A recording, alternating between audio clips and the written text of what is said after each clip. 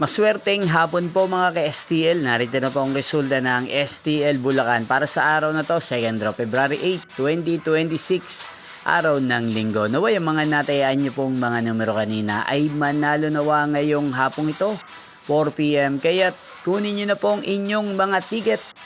Narito na po ang resulta. Ang mga numerong nanalo sa STL Bulacan ngayong hapong ito, February 8, 2026.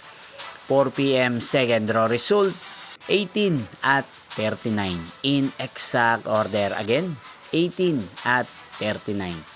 At ngayong hapong ito sa STL Bulacan, atin pong i-shoutout si Ate Maripe ng Bulacan.